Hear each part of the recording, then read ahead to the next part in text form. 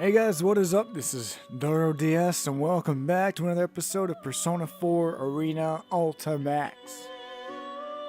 Sorry for the long wait, it has been a long weekend. I took a weekend vacation and I am back now for more Persona 4 Arena Ultimax. We have two options, we have Naoto and we have Rise. Which one should we do? I think I want to start off with Naoto. So I'm going to do that. We're going to do the Find the Clues in Inaba Police Department.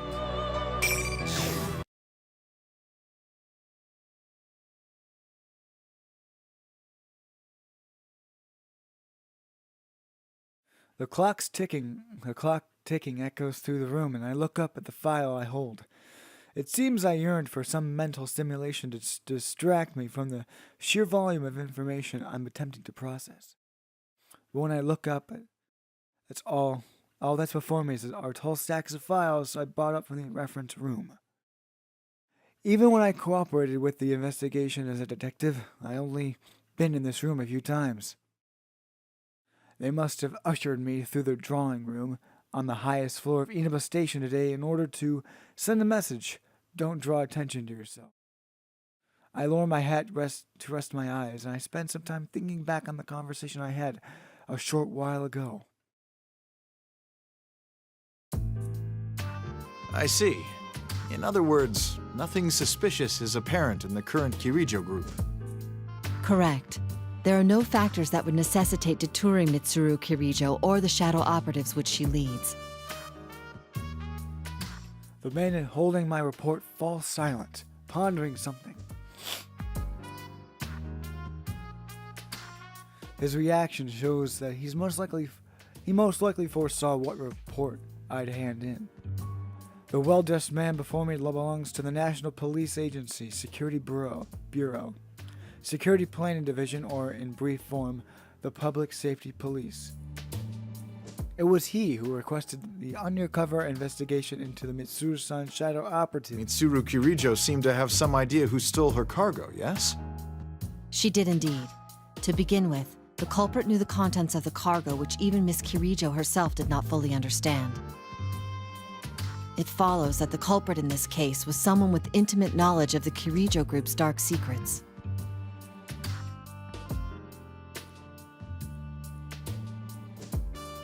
How Mitsuru Kirijo deals with this culprit will surely shed more light upon her true motives. Half of that is true, and half of it is sophistry. I need to discover the trump card that public safety is hiding. For most likely, that trump card will lead us to the culprit of the case with the one who stole Labrys and threw her into the TV world.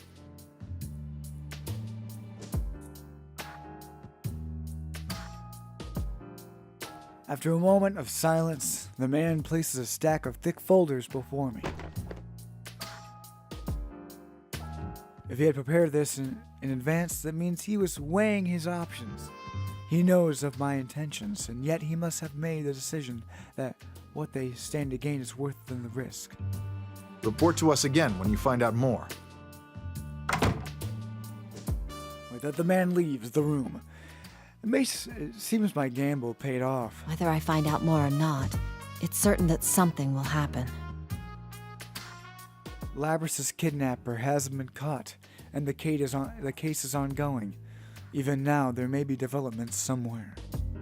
My friends on the investigation team must be having a strategy meeting at the food court around now.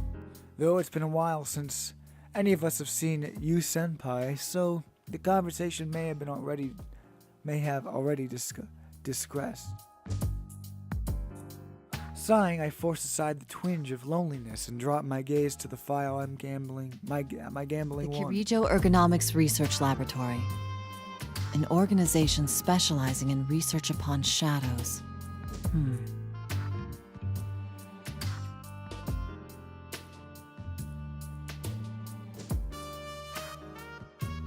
What I demanded of the public safety was an investigative document on the Kirijo Group Institute which no longer exists. The founder of that institute was Mitsuru-san's grandfather, Koetsu Kirijo. The contents of that report were filled with matters that were hard to believe. The Dark Hour, a different world populated by shadows that seemed to interlude on the real world. The mysterious, almost alien artifacts known as the Plumes of Dusk that can induce a personality. Humanoid robots called anti-shadow suppression weapons that were developed to oppose shadows. Artificial persona users who gain their abilities with special drugs. Had I not seen Aegis-san or Labrys with my own eyes, the supernatural contents of this file would seem ludicrously implausible. A flood of shadows and the manifestation of personas. There are many similarities to what we experienced. The chief difference is that their catastrophe was artificially induced in the name of research. I sensed an unwavering commitment to duty from Mitsuru-san and her team. Although they, like us, are persona users, the horrors of this file must be why I detected a very different type of resolve from them. I hesitate to look into such matters without their consent, but I doubt they would volunteer much. From what I can deduce based on the culprit in Labrys' case, without a doubt, is related to Kirijo and the Ergo research. The clue that leads to the truth has to be there. And if by chance something were to happen to Mitsuru and her people, we would need to know more about the common enemy. Shuji Ikutsuki took the position of chairman at Gekkokan High after Ergo research was disbanded. Mitsuru-san went there. Deceased in 2009.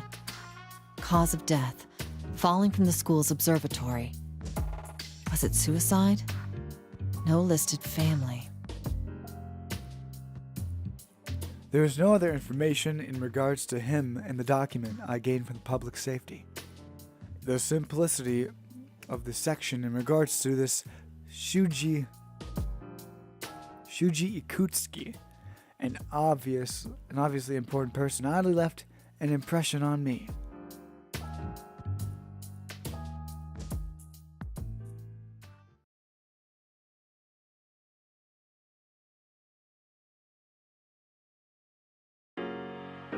I finish reading over the material, but to be honest, it tells me little. Most of the principals involved are already deceased, including Koetsu Kirijo, Shuji Ikutsuki, and the persona users whose abilities were officially awakened. Still I do learn something. The culprit's objective in Labrys' case had the similarities to the purpose of the Ergo research. To deliberately gather shadows in order to fuse them together. If that was the objective, wouldn't the TV world have been an ideal place for a test run? It may be best if I check inside of the TV world once more. When I open my cell phone to share my findings, I scan through.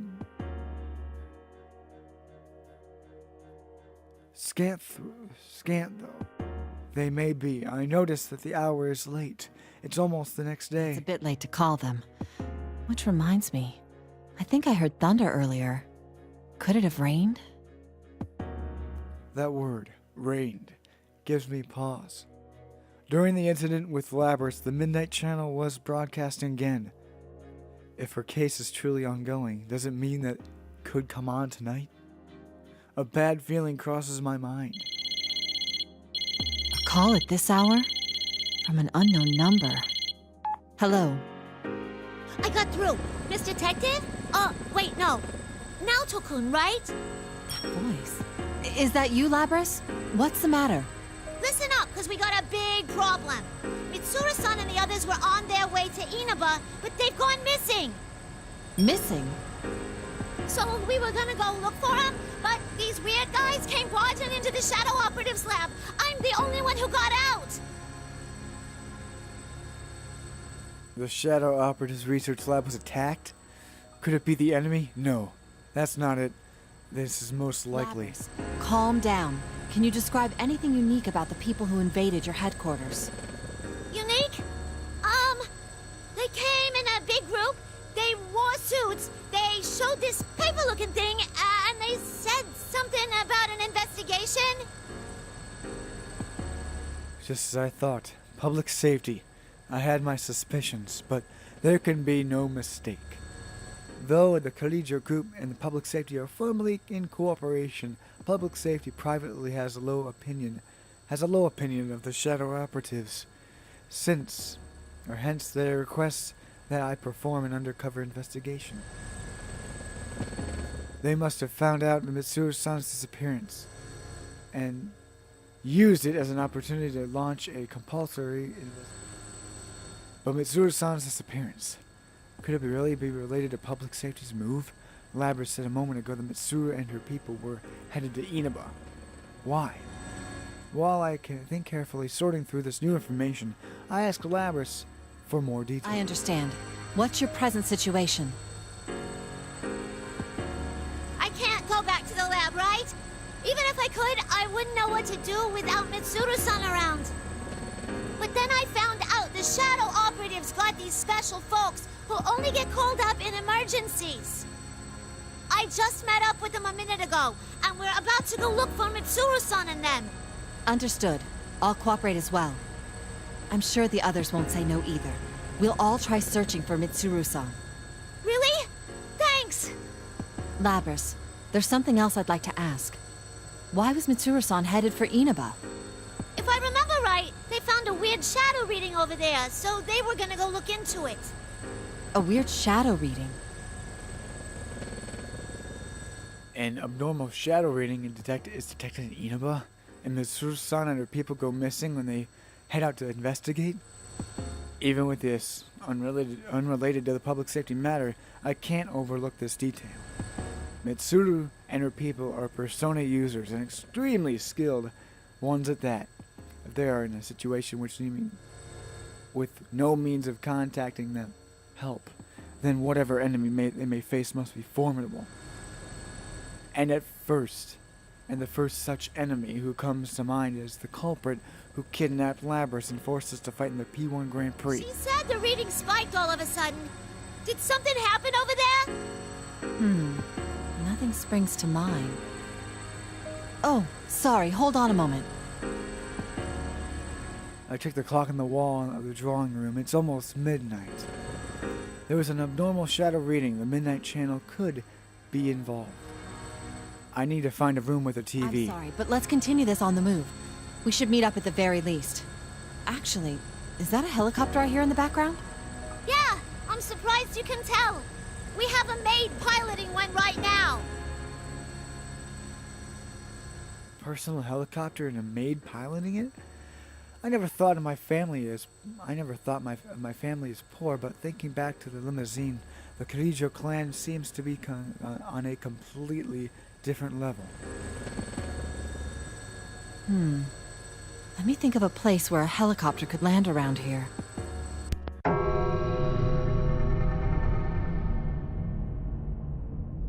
As I continue to talk while walking in the hallway, all the lights suddenly turn off. Though it's midnight, this is a police station. There should be several officers still stationed here even at this hour. However, in defiance of these facts, an unnatural stillness pervades the air. A blackout? No, that's not it. The roaring helicopter rotors on the other end have all fallen silent. Labrys? My cell phone has gone dead, as if the batteries are drained. I try a few things, but it won't even turn on. Have all the electronics here stopped working so suddenly? I open a nearby door to get a better look at my environment. The empty room is hazily lit by an eerie red glow coming from the window. Walking to get a clearer view, I gasp at the sight outside. An obvious pall has fallen upon this quiet new rural town.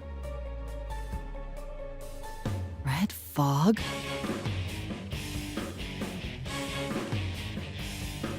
Seeing the town enveloped in fog, I can't help but remember the last year's case. With the foreboding feeling that his situation has taken a turn for the worse, I quickly leave the strangely empty Inaba station.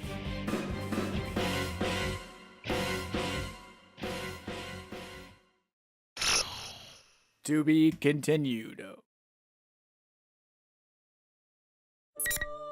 And there we go. We cleared up.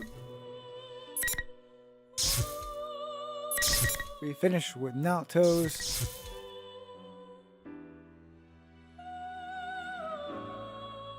And now let's continue on with our good hero, Risei Kujikawa.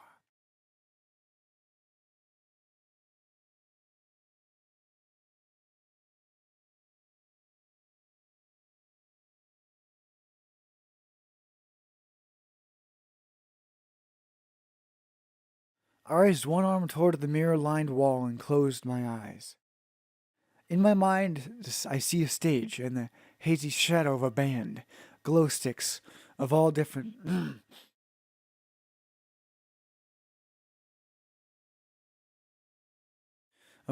colors shine in the packed seats. I'm looking at them with my mark, indicated with a spot of fluorescent paint. The moment of the countdown hits 0, a spotlight comes on. I reach towards the flooding light and become one with the stage.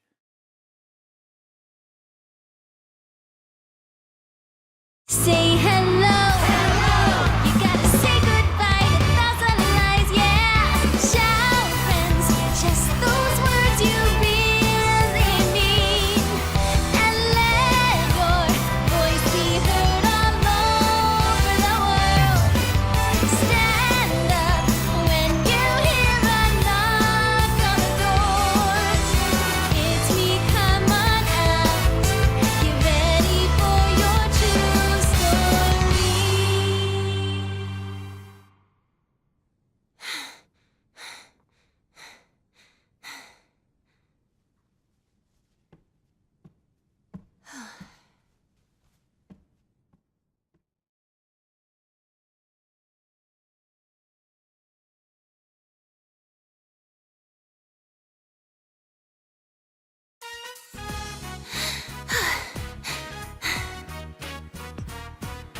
As I calm my breathing and look towards the clock to check how long the performance took me, I see the hand pointing to 2, which brings me back to reality in a hurry. Crap! I didn't take my bike today. I wonder if I can make the last train. Night, everyone! I'm off for today.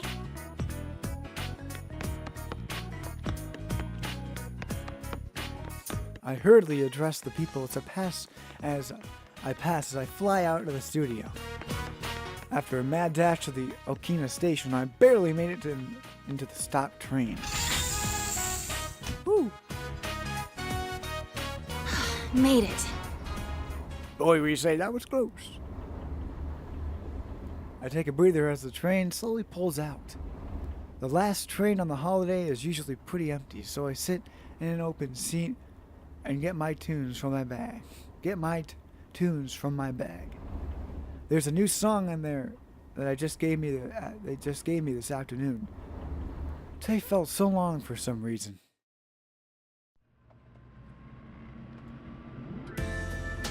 It's gotten a lot later than we expected. Are you still okay on time? You didn't have to give me a lift, you know. I'd have been fine. That's not the issue. Come on, I'm your manager. The reason Inoue-san seems so happy is because of the news we got earlier. When our president called us back at the office from the shoot today, we were greeted for the new song for me and a detailed plan for my comeback. Still, I had no idea that the boss was putting together such a detailed plan for your comeback. Well, I'm grateful and all, but I just don't think I'm ready yet. That's not true. We've all seen how hard you've been working. You're much stronger than you were. I think the boss is making the right decision. Are you just flattering me, Inoue-san? Never intentionally. You sang that new song we gave you today after just a short lesson. You even memorized the dance steps in record time. I wasn't any good, though. I got distracted by the steps and kept going off key. And I wasn't hitting the turns cleanly. I've still got a long way to go. It's true. Even as far as the discussion of my comeback goes, if Inoue-san hadn't come up with my excuse for why he couldn't get in contact with me until yesterday, the plans could have been sunk. Rise-chan, did something happen? Huh? I know that there's a part of your life you won't let me into, and that's okay. An idol doesn't need to tell her manager everything, but there's a difference between keeping things private and isolating yourself. You asked if you could get some days off during the long holiday, right? And you didn't seem too keen on today's session either. Did you have some other engagement in mind? No, you're just cutting me too much slack. Thanks, though.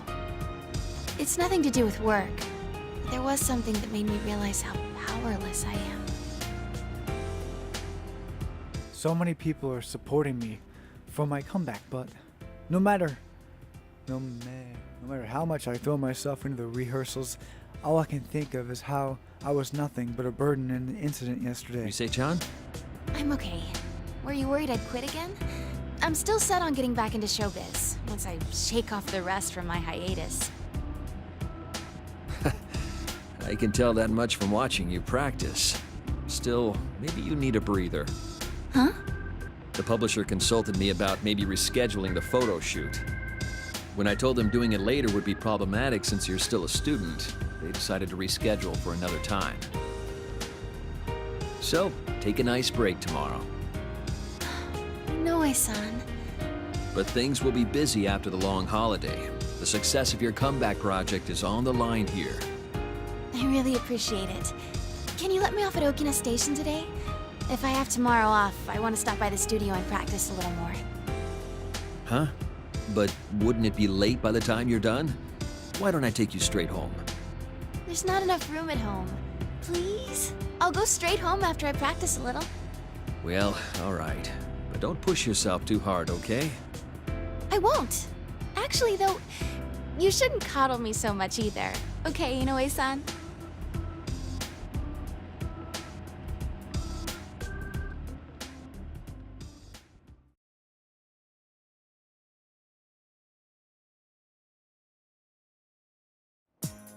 Through the train windows, I can see the countryside with only a few lights here and there. The train was empty to begin with, and it only gets emptier as we approach the final stop. The long holiday, huh? This holiday was supposed to cap off with just work and rehearsals. Even when I heard Yu Senpai was coming back, I was the only one who decided not to change my plans. When I told the others, they said stuff like, "Oh well, work's work," and "hang in there." Kanji was the only one who acted like a kid, saying, "What's more important to you, your work or senpai?" That reminds me, Naoto-kun had to work during the holidays too. I bet Naoto-kun wouldn't get all indecisive about these things. When I sigh and take out my soul, I notice I have an email. Oh, it's from Yukiko-senpai. It's a summary of what the investigation team talked about today, and the entire time we're meeting tomorrow. Judas at 6 a.m.? That's early. I bet some of those guys are gonna be late for sure.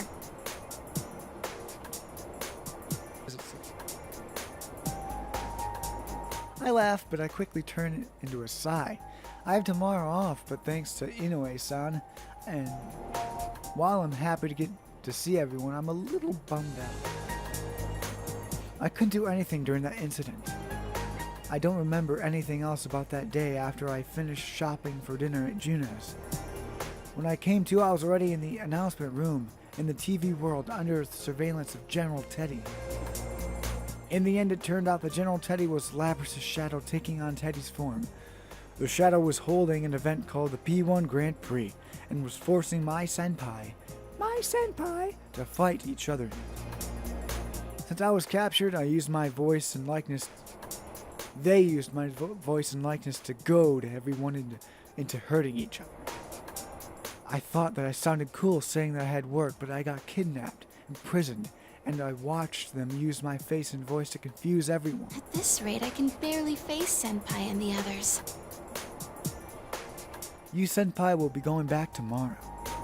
I think about Fuka-san, who had such tremendous powers when she could help Mitsuru-san's group by describing what was going on in the TV world even from outside. I wish I could be that useful. The next stop is Yaso Inaba. Yaso Inaba. Oh, snap. What the? That was a weird place to cut out the announcement off. All of a sudden, the lights in the train turn off, and the train that had already begun to slow down was to its last stop grinds to a halt. Oh no! A blackout? I look out the window to check. A huge red moon dominates the sky. And in the direction the train was heading, there looks to be a giant red cocoon. Is that fog? What is that? Inaba's that way. I turn around. There's no one in the train. They've all disappeared. The train car was pretty empty, but I'm positive that I wasn't the only passenger before. Wait, what's going on? Oh, right, my cell. Thinking that I might be able to find something out if I contact someone, I look at the phone I'm still holding after checking my email. But it seems to have turned off by itself, since the screen remains black. No matter how many times I press the power button, it won't turn on. It's broken? Of all the times. Guys, you senpai. Apart from the confusion, a sensation I know all too well starts to rise in me. I can't believe it, but there's no mistake. This feeling, it can't be. It's like I'm inside the TV. I'm moving before I can think twice. I yank open the door using the emergency lever and jump out onto the tracks. I begin running towards the Yaso Inaba station. Now's not the time to stay and cower here.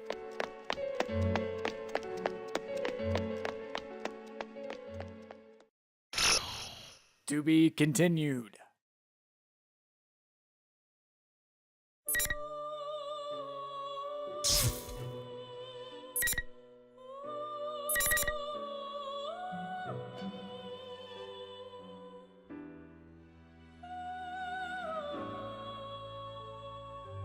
Alright guys, this is DaaroDS, and this was chapter number 2 of Persona 4 Arena Ultimax. We got through Naoto and